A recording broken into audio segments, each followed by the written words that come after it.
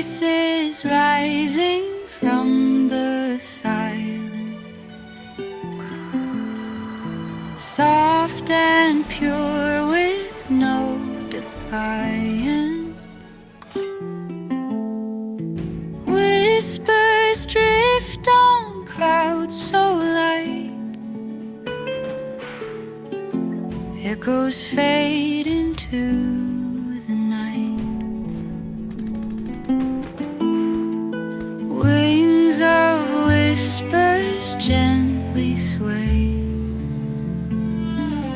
lullabies of yesterday. Notes ascend to skies up high, singing songs that never die. Hallelujahs fill the sky with a sound that never lies. Harmony that finds its way, guiding souls at end of day.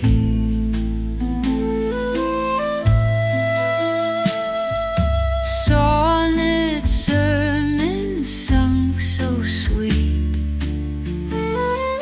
hearts with joy they softly greet. Rays of sunlight form the stage,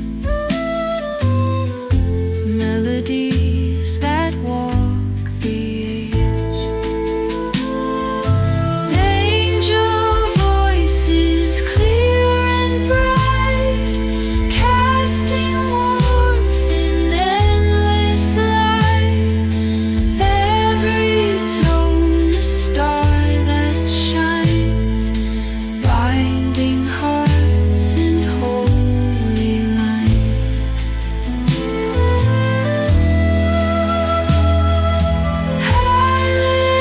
Hallelujahs fill the skies with a sound that never lies. Harmony that finds its way, guiding souls at end of day.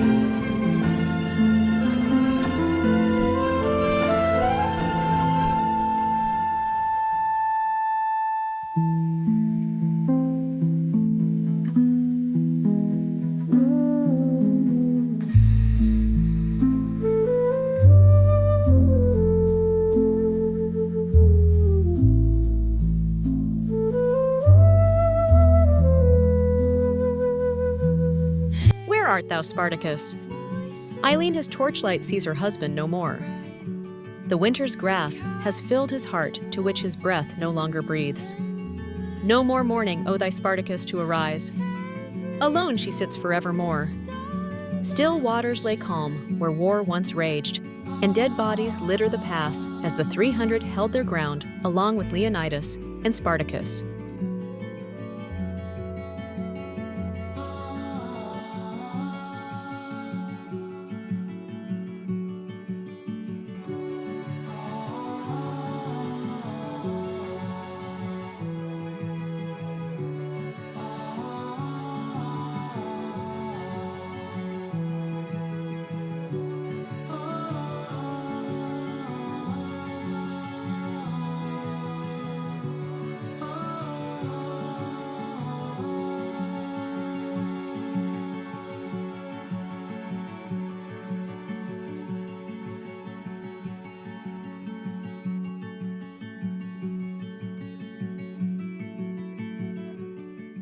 In the realm where gods and heroes clash,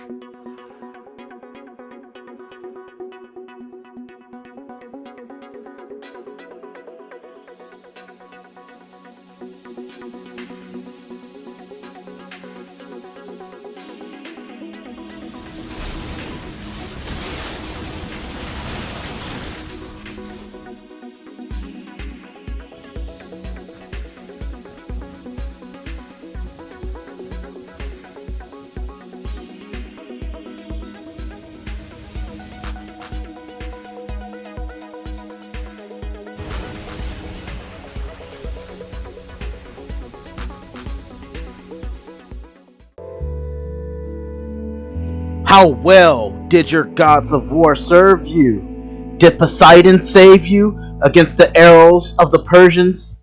Did the strength of Hercules come to your aid to protect you? Weren't you killed by the one weapon that you despise the most? How did your honor help and save you then as the arrow pierced your heart? You see that fire burning down there? Do you really want to join others in that fire? Does it look comfortable? Take your eyes and stare upon history's heroes of old and see if you would consider yourself wanting to join them. As I glanced in the blazing hot flames, I could see glittery red sparks crackling off smooth white flames that were so hot that they were blazing red and orange. At the top, at the bottom of the raw fire was an ensemble of blue flames that stoked the fires, making them even hotter. The flesh of the people in the fire looks as if it was melting and getting incinerated, yet it never burned off. The torture was an unimaginable gnashing of teeth, and I could hear the hollering of the men as if they were screeching in horror and tortured. However, they were also saddened and lonely of fellowship as well in the darkness, while in the heat and light of this intense fire. The fire was so hot that the one who was with me had to protect me from it, and explained that this place was designed for the fallen, and it is a place away from the High King's grace.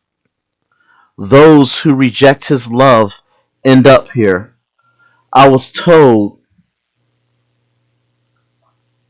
the smell of sulfur, fire, and ash filled the air densely. One could feel the pain, sorrow, and loneliness that presided here.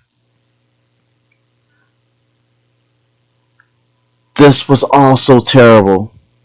As I peered into the fire for a better look, I could see a giant who had the indentation of a stone in his head, which is how he died. The messenger with me told me to look over some more and showed me a man that shot an arrow to the heavens, challenging the master of all after building a mighty tower. I was told that these heroes of renown existed and defied the King of Kings and the well-being of all. I was told that there were many false princes and principalities in the world seeking in spirit to undo the truth and condemn all men to the fire. It was my mission. It was my mission to witness against these false heralds and do combat against them. It was so hot here.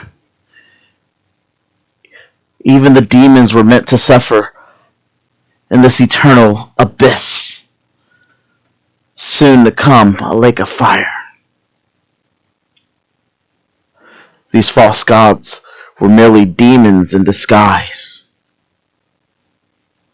and it was going to be my job to witness against them, or I will suffer the fate of all of these here to which I am witnessing right now.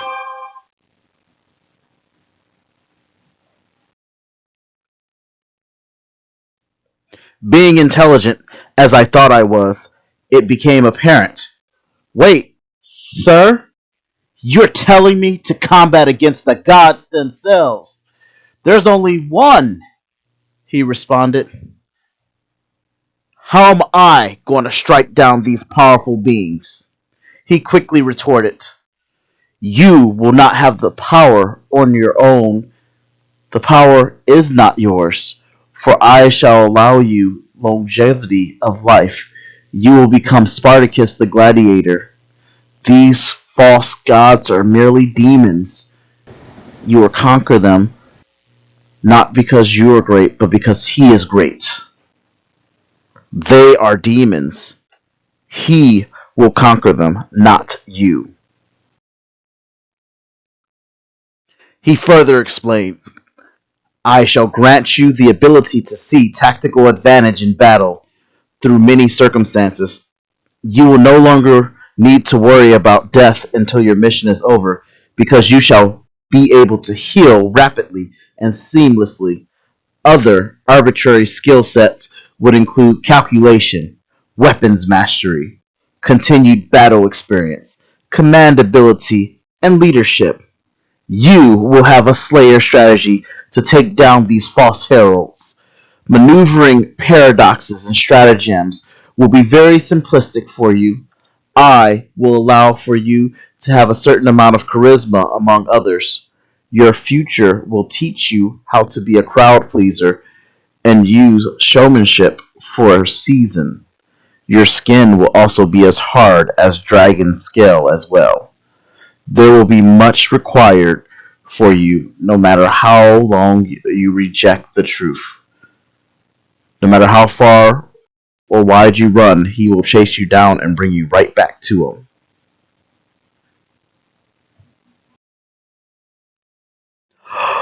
Breathe!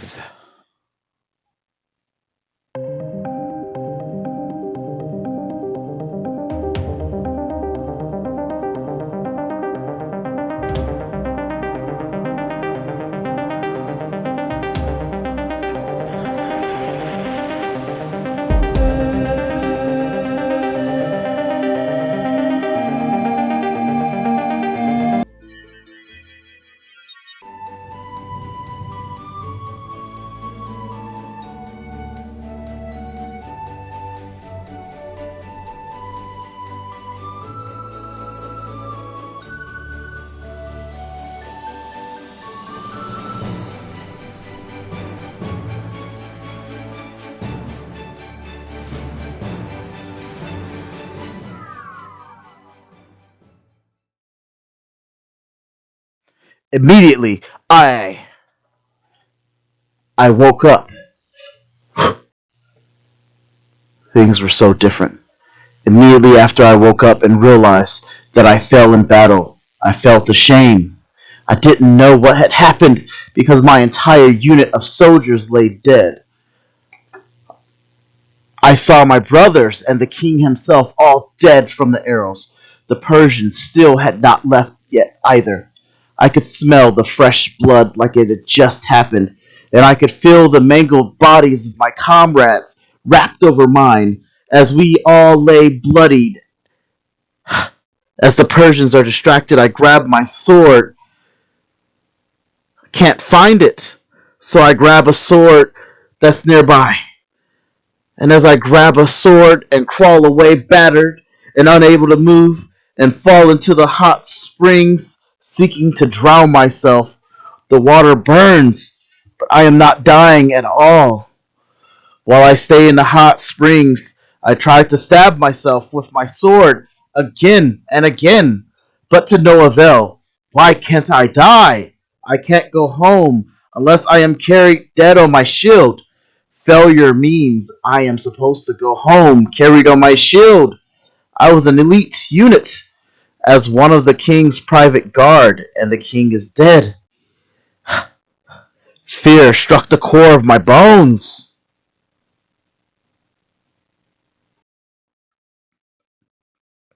Eventually, I realized that it was not a dream.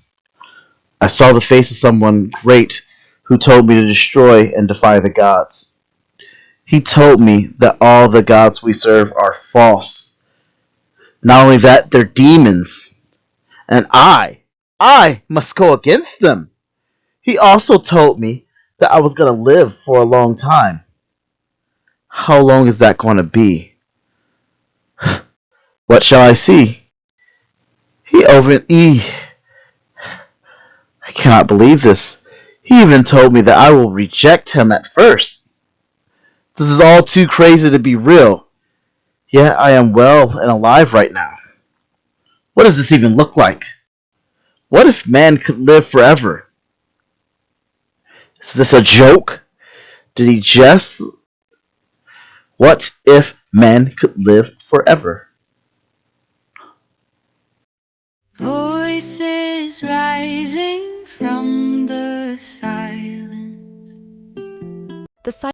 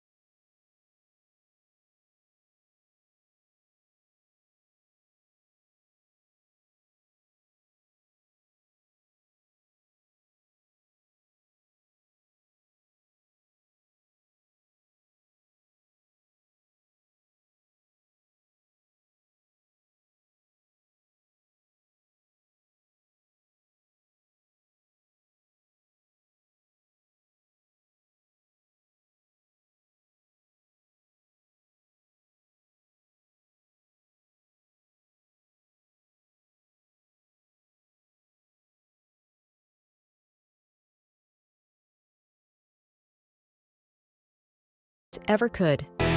Share her story and let it remind us. Love, even in uncertainty, is worth the journey. Shattered dreams, lying stories, old untold. Whispers of sorrow in the shadows hold. A land once of gold, now worn and old. Ghostly faces in the midnight's pale embrace. Eyes that once held hope, now lost in space.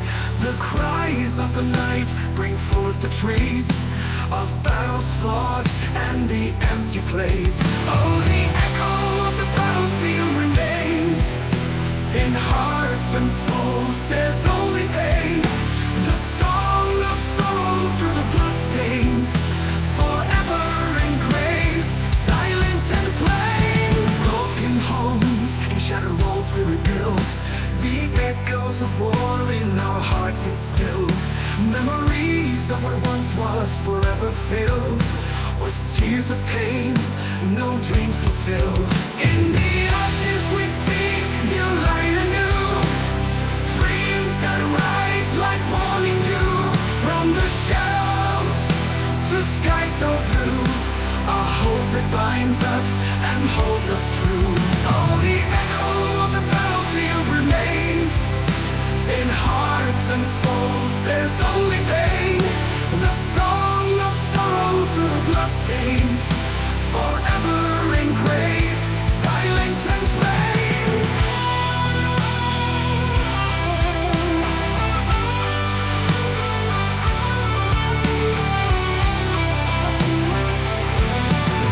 Oh, the echo of the battlefield remains. In hearts and souls there's only pain. The song of sorrow through the bloodstains, forever engraved, silent and plain.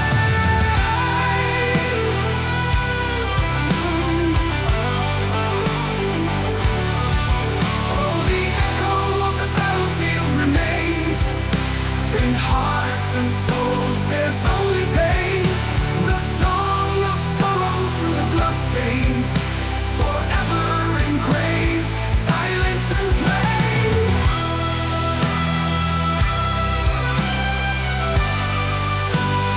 Silent and plain. Whoa. Great and plain.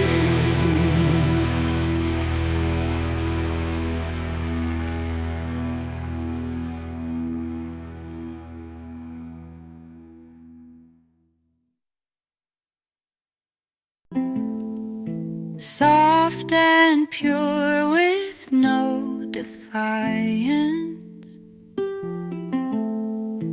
Whispers drift on clouds so light.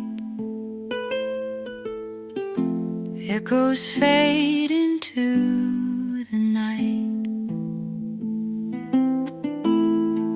Wings of whispers gently sway, lullabies of yesterday. Notes ascend to skies up high, singing songs that never die. Hallelujahs fill the sky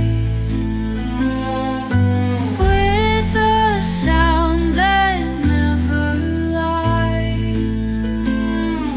Harmony that finds its way, guiding souls at end of day.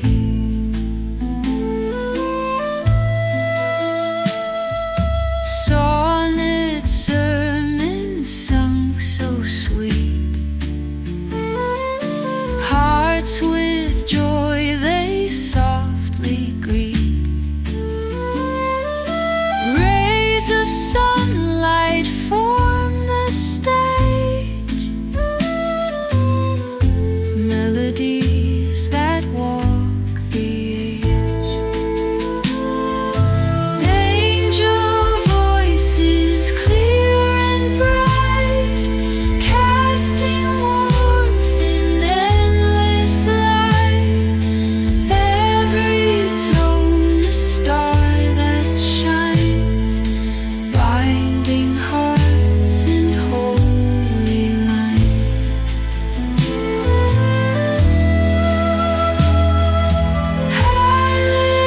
Hallelujahs fill the skies with a sound that never lies.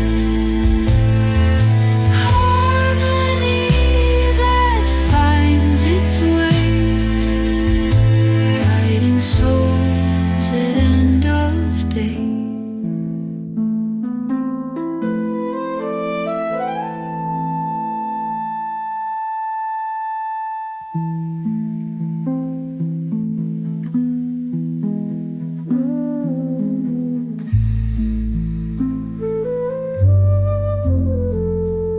Hey there, book lovers.